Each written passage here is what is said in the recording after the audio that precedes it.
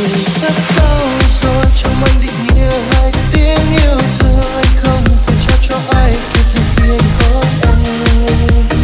Mùa thu đó anh có em.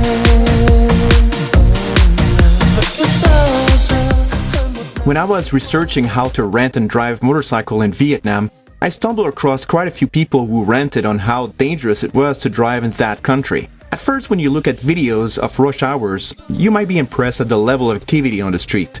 However, when in Vietnam, I realized that there's a fair amount of people who aren't bikers at all, have never driven a motorcycle before, or just occasionally drive them. I've made a list of a few helpful tips for any foreigners that have the ambitions to be part of this controlled chaos. So the first one would be learn to ride. Vietnam is not the place to learn. Get proper class and training in your home country and practice. Specifically, the slow run and the swerve technique. Memorize your route. Look in front of you as much as possible. Looking down on your GPS screen, even for a second, is not a good idea. Before you know it, someone will have emerged in front of you and you won't have even noticed.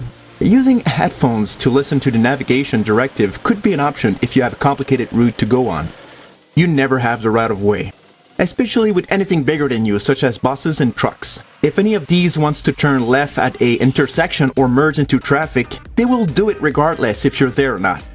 Expect buses, car, and trucks to use your lane if they want to pass someone. They will usually use the horn before doing so, but you can assume that they will always want to pass any motorcycle in front of them. On some winding roads, such as the one you find in mountainous areas, tractor-trailers need to use most of both lanes. Help pedestrians cross as much as possible. Don't stop, but rather choose a path around them on their backside. Use a horn when passing or before crossing intersections. Little tap to let other users know you're there. Go along with people. If they want to ride opposite of traffic, leave them some room on the far right. Same thing goes for anyone trying to join in on the fun, whether it's someone backing their motorcycle from the sidewalk or coming out of an entrance. They're expecting you to make them some room. And last, be patient. I try to keep these as simple and short as possible.